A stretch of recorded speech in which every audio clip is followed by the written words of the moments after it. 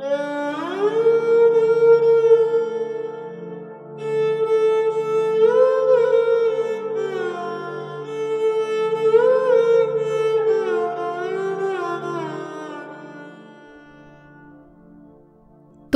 প্রকাশ হোক, কুহেলিকা করি উদ্ঘাটন সূর্যের মতন।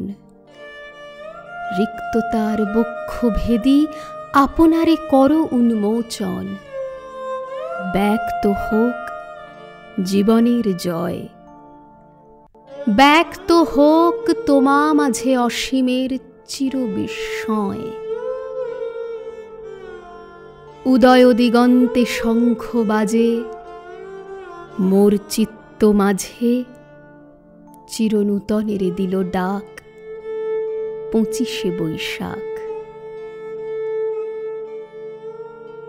1941 সালের 6ই মে, 1348 বঙ্গাব্দের 23শে বৈশাখ।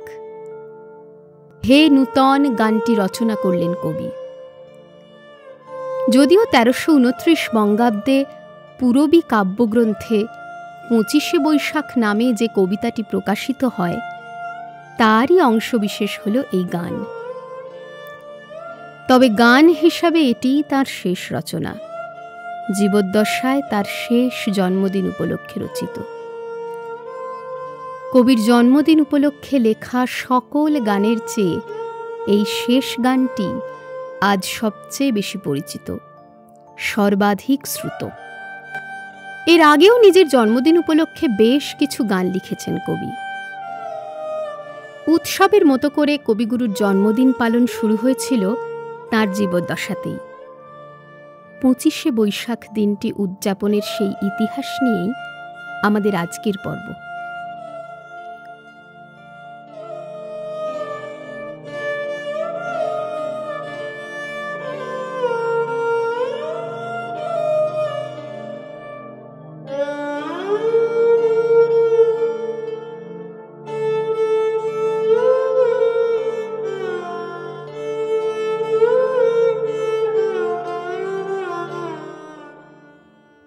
কবির জীবদ্দশায় রবীন্দ্র জয়ন্তী প্রথম উদযাপিত হয় 1887 সালে, কবির 26 বছর বয়সে। 1886 সালের 25শে বৈশাখ শ্রীশচন্দ্র মজুমদারকে রবীন্দ্রনাথ একটি চিঠিতে লিখছেন, আজ আমার জন্মদিন, 25শে বৈশাখ। 25 বৎসর পূর্বে এই 25শে বৈশাখে আমি ধরণীকে বাধিত করতে অবতীর্ণ হয়েছিলুম। জীবনে এখন আরও অনেকগুলো 25শে বৈশাখ আসে, এই আশীর্বাদ করুন। জীবন অতি সুখের। এইটুকু পড়ে মনে হতে পারে রবীন্দ্রনাথ নিজের জন্মদিন নিয়ে বেশ সচেতন ছিলেন, কিন্তু জানা যায় যদুনাথ সরকারকে কবি একটি চিঠিতে লিখেছিলেন, এই সমস্ত বাহ্য আড়ম্বরের উদ্যোগ আয়োজনে আমি যে কিরূপ সংকোচ অনুভব করিতেছি তাহা অন্তর্যামী জানেন। রবীন্দ্রনাথ তাঁর জীবদ্দশায় নিজের জন্মদিন উদযাপন নিয়ে একেবারেই উৎসাহী ছিলেন না। তাই 26 বছর বয়সে কবির প্রথম জন্মদিন পালন হওয়ার পরেও আরও 22 বছর কবির জন্মদিন ঠাকুরবাড়ির অন্দরমহলের মধ্যেই সীমাবদ্ধ ছিল। রবীন্দ্রনাথের ভাগ্নী সরলা দেবী তাঁর আত্মজীবনী জীবনের ঝরাপাতা বইটিতে লিখেছেন, রবি মামার প্রথম জন্মদিন উৎসব আমি করাই। তখন মেজ মামা ও নতুন মামার সঙ্গে তিনি 89 নম্বর পার্ক স্ট্রিটে থাকেন। অতি ভোরে উল্টোডিঙির কাশিয়াবাগান বাড়ি থেকে পার্ক স্ট্রিটে নিঃশব্দে তাঁর বিছানার কাছে গিয়ে বাড়ির বকুল ফুলের নিজের হাতে গাঁথা মালা, বাজার থেকে আনানো বেলফুলের মালার সঙ্গে অন্যান্য ফুল ও একজোড়া ধুতি চাদর তাঁর পায়ের কাছে রেখে প্রণাম করে তাঁকে জাগিয়ে দিলুম। তখন আর সবাই জেগে উঠলেন। পাশেই নতুন মামার ঘর। রবির জন্মদিন বলে সাড়া পড়ে গেল। সেই বছর থেকে পরিজনদের মধ্যে তাঁর জন্মদিনের উৎসব আরম্ভ হল।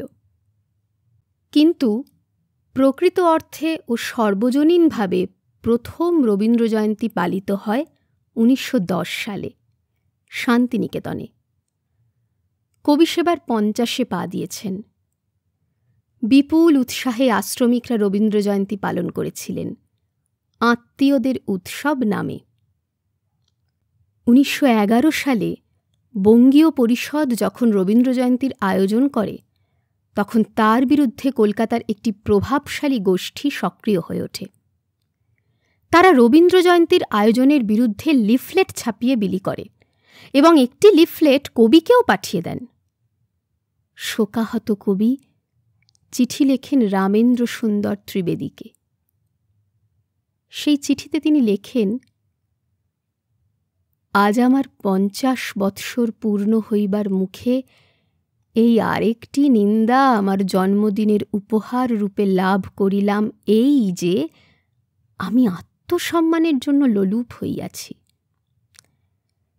এই নিন্দাটিকেও নত শিরে গ্রহণ করিয়া আমার 51 বৎসরের জীবনকে আরম্ভ করিলাম। আপনারা আশীর্বাদ করিবেন, সকল অপমান সার্থক হয় যেন। 1912 সালে শান্তিনিকেতনে পালিত হয় কবির জন্মদিন। সেবার জন্মদিন মহা সমারোহে পালন করার জন্য একটি কমিটি গড়া হয়েছিল।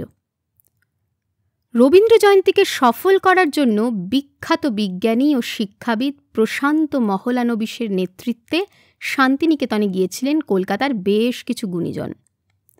তাঁদের মধ্যে ছিলেন সত্যেন দত্ত, সুকুমার রায়, রামানন্দ চট্টোপাধ্যায় প্রমুখ। বেদ উপনিষদ পাঠ করে এবং মালা পরিয়ে কবিকে বরণ করা হয়েছিল। কবির মনের কথা সেদিন সকণ্ঠে অনুচ্চারিত থেকে গেলেও তা প্রকাশ পেয়েছিল নেপালচন্দ্র রায়ের ভাষণে। নেপালচন্দ্র বলেছিলেন, তোমরা সকলেই গুরুদেবকে ভক্তি করো, কিন্তু তাঁকে কখনো যেন ঈশ্বরের স্থানে বসিও না। এ কথা সর্বৈব সত্য যে কবি কোনোদিন ঈশ্বর হতে চাননি। 1931 সালে মহা সমারোহে উদযাপিত কবির 70তম জন্মজয়ন্তী আজও বাংলার ইতিহাসে স্মরণীয় হয়ে আছে। এই রবীন্দ্রজয়ন্তীর মুখ্য উদ্যোক্তা ছিলেন অমল হোম। উদযাপন কমিটিতে ছিল চাঁদের হাট। কমিটির সভাপতি ছিলেন জগদীশচন্দ্র বসু। কমিটিতে সদস্য হিসাবে ছিলেন হরপ্রসাদ শাস্ত্রী, শরৎচন্দ্র চট্টোপাধ্যায়, প্রফুল্লচন্দ্র রায়, সুভাষচন্দ্র বসু, প্রশান্ত মহলানবিশ, CV রমন, রাজশেখর বসু, নজরুল ইসলাম, ইন্দিরা দেবী, কালিদাস নাগ, সুনীতি কুমার চট্টোপাধ্যায় প্রমুখ ব্যক্তিত্বরা। কবির সম্বর্ধনা উপলক্ষে 2টি বই প্রকাশিত হয়েছিল, বাংলা এবং ইংরেজিতে। ইংরেজি বইটির নামকরণ করেন রোমারলা। নাম দেওয়া হয় গোল্ডেন বুক অফ টেগোর। বইটিতে রবীন্দ্রনাথকে নিয়ে লিখেছিলেন কবির গুণমুগ্ধ আইনস্টাইন, নিউট হ্যামসন, হ্যারল্ড ল্যাস্কির মতো বিশ্ববরেণ্য ব্যক্তিত্বরা। শুধু বৈশাখে নয়, সে বছর ভরা শীতে রবীন্দ্রনাথের জন্মদিন উপলক্ষে 25 থেকে 31 ডিসেম্বর কলকাতায় ঠাকুর সপ্তাহ পালিত হয়। কলকাতা বিশ্ববিদ্যালয়ের প্রেক্ষাগৃহে ও টাউন হলে বিভিন্ন অনুষ্ঠানের আয়োজন করা হয়েছিল। টাউন হলে রবীন্দ্রনাথের আঁকা ছবি ও লেখার পাণ্ডুলিপি প্রদর্শিত হয়েছিল। ইডেন গার্ডেন প্রাঙ্গণে যাত্রা, কীর্তন, জারি গান, কথকতা, রায়বেশে দেশীয় খেলাধুলার আয়োজন করা হয়েছিল। শান্তিনিকেতনের বাইরে প্রথম রবীন্দ্রজয়ন্তী উদযাপিত হয় 1932 সালে বাংলাদেশের ছোট্ট মহকুমা শহর নেত্রকোনায়। এই আয়োজনের উদ্যোক্তা ছিলেন রবীন্দ্রনাথের ঘনিষ্ঠ সহচর ও উপমহাদেশের প্রখ্যাত রবীন্দ্র সঙ্গীতাচার্য শৈলজারঞ্জন মজুমদার। তবে ওই অনুষ্ঠান উদযাপনের সময়কাল পর্যন্ত তিনি রবীন্দ্রনাথের সহচর বা আচার্য কোনোটিই ছিলেন না। সাধারণ একজন রবীন্দ্র ভক্ত হিসাবেই করেছিলেন এই আয়োজন। 1932 সালে দীনেন্দ্রনাথের কাছে শেখা 14টি গান পুঁজি করে নেত্রকোনা সদরের দত্ত উচ্চ বিদ্যালয়ে প্রথম রবীন্দ্রজয়ন্তীর আয়োজন করেন শৈলজারঞ্জন। তখনকার সমাজে রবীন্দ্রনাথের প্রতি এক ধরনের বিরূপ মনোভাব সক্রিয় ছিল। তাছাড়া মেয়েদের বাড়ির বাইরে গান পরিবেশন করতে দেওয়া হতো না। কেবলমাত্র শৈলজারঞ্জনের একক চেষ্টাতেই সম্ভব হয়েছিল সেই অসাধ্য কাজ। ওই সময় নেত্রকোনায় সঙ্গীতানুষ্ঠান করার মতো কোনো প্রেক্ষাগৃহ বা মঞ্চ ছিল না। ছিল না বিদ্যুৎ বা আধুনিক ডেকোরেশন ব্যবস্থা। দত্ত উচ্চ বিদ্যালয়ের একটি ঘরে তক্তপোষ জোড়া দিয়ে তৈরি করা হয় মঞ্চ। মঞ্চের পিছনে সাদা পর্দা দিয়ে সাজানো বেদিতে রাখা হয় কবির প্রতিকৃতি। মঞ্চের চারপাশ সাজানো হয় দেবদারু পাতা আর বিভিন্ন ফুল দিয়ে। কয়েকটি হ্যাজাক লাইট দিয়ে করা হয় আলোকসজ্জার ব্যবস্থা। যদিও কালবৈশাখী ঝড়ের কারণে 25শে বৈশাখ অনুষ্ঠানটি করা যায়নি, হয়েছিল দুদিন পর। অনুষ্ঠানের শুরুতে সম্মিলিত কণ্ঠে পরিবেশন করা হয় বৈদিক গান। এরপর কবির রচিত শ্লোকের বাংলা রূপান্তর যদি ঝড়ের মেঘের মতো আমি ধাই চঞ্চল অন্তর পরিবেশনের পর মেয়েরা শঙ্খধ্বনির মাধ্যমে দীপ, ধূপ, ফুল, চন্দন ও মালা দিয়ে কবির প্রতিকৃতিকে বরণ করেন। তারপর পরিবেশন করা হয় সম্মেলক, একক ও যুগ্মগান। মাঝে মাঝে কবিতা আবৃত্তি হয়। সে বছর মে মাসে বিশ্বভারতীর কাগজে ছাপানো হয়েছিল ওই অনুষ্ঠানের খবর। শান্তিনিকেতনের বাইরে বাংলাদেশের নেত্রকোনায় ঘটা করে জন্মজয়ন্তী উদযাপনের খবরে অত্যন্ত আনন্দিত হয়েছিলেন রবীন্দ্রনাথ। উত্তর ভারত থেকে শৈলজারঞ্জন মজুমদারকে ধন্যবাদ সূচক একটি চিঠি পাঠিয়েছিলেন তিনি। 1932 থেকে 1941 সাল পর্যন্ত শৈলজারঞ্জনের উদ্যোগে নেত্রকোনায় রবীন্দ্রজয়ন্তী উদযাপনের ধারাবাহিকতা বজায় ছিল। শান্তিনিকেতনের বাইরে নেত্রকোনাতেই প্রথম রবীন্দ্রনাথের চিত্রাঙ্গদা, চণ্ডালিকা ও শ্যামা নৃত্যনাট্য পরিবেশিত হয়। 1941 সালের 8ই মে 1348 বঙ্গাব্দের 25শে বৈশাখ কবির জীবদ্দশার শেষ রবীন্দ্রজয়ন্তী। অত্যন্ত অনাড়ম্বরভাবে শান্তিনিকেতনে পালিত হয় এই দিনটি।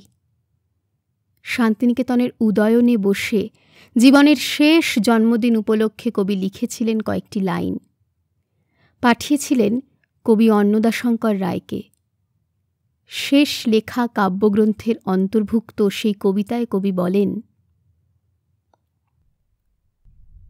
আমার এ জন্মদিন মাঝে আমি হারা,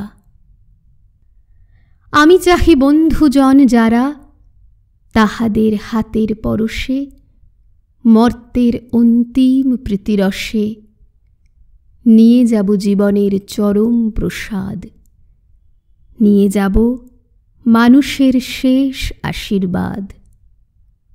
শূন্য ঝুলি আজিকে আমার দিয়েছি উজাড় করি, যাহা কিছু আছিল দিবার প্রতিদানে যদি কিছু পাই, কিছু স্নেহ, কিছু ক্ষমা, তবে তাহা সঙ্গে নিয়ে যাই। পারের খেয়ায় যাব যবে ভাষাহীন শেষের উৎসবে। নিজের জন্মদিন সম্বন্ধে রবীন্দ্রনাথ প্রথম গানটি লিখেছিলেন 1306 বঙ্গাব্দে। ভয় হতে তব অভয় মাঝে নূতন জনম দাও হে। জীবনের শেষ লগ্নে এসে সেই অভিব্যক্তি যেন নতুনভাবে দেখা দেয় কবির রচনায়। চিরনূতনের জয়গান যেন তাঁর কবিসত্তার সাথে সম্পৃক্ত হয়ে এক চিরকালীন স্থান করে নেয় আপামর বাঙালির মননে।